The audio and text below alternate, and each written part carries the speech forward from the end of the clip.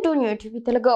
మాజీ ముఖ్యమంత్రి వైఎస్ జగన్మోహన్ రెడ్డి ఆయన సోదరి ఏపీ కాంగ్రెస్ అధ్యక్షురాలు వైఎస్ షర్మిల మధ్య గత కొంతకాలంగా కొనసాగుతున్న ఆస్తుల వివాదం మరోసారి తీవ్ర చర్చనీయాంశంగా మారింది. ఈ వ్యవహారంపై వారి తల్లి వైఎస్ విజయమ్మ స్వయంగా స్పందించారు. కుటుంబ ఆస్తుల పంపకాలపై పూర్తి స్పష్టతనిస్తూ ఆమె ఓ అడ్వకేట్ నోటరీ విడుదల చేశారు. ఆ నోటరీ సోషల్ మీడియాలో వైరల్ అవుతోంది. ఈ లేఖలో ఆమె తన కుమారుడు జగన్ తీరుపై తీవ్ర ఆవేదన వ్యక్తం చేయడం గమనార్హం. 2009లో వైఎస్ రాజశేఖర రెడ్డి గారి మరణం వరకున్న ఆస్తులన్నీ కుటుంబ ఆస్తులే.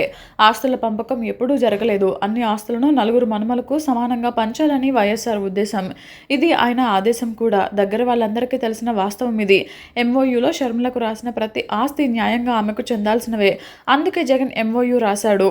నిజానికి తనకు తక్కువే రాశాడు. సరస్వతి సిమెంట్తో సహా ఎంఓయూలో లేని యలహంక ల్యాండ్ కూడా షర్మిలదే.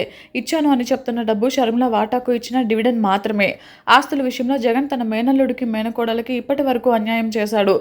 ఎప్పటికైనా న్యాయం చేస్తాడని తన తల్లిగా ఆశిస్తున్నాను. ఆస్తుల పంపకం జరగలేదు. షర్మిలకు ఇచ్చినటువంటి ఆస్తుల లాంటివే వైఎస్ఆర్ గారు జగన్కు కూడా ఇచ్చారు.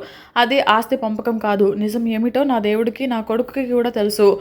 గోబల్స్ ప్రచారం చేయడానికి మీరెవరు? మీరు ఎంత కాదన్నా దేవుడి న్యాయమే న్యాయం. అసత్యాల ప్రచారం మానుకోవాలని వైఎస్ఆర్ భారీగా చేతులు జోడించి అడుగుతున్నాను.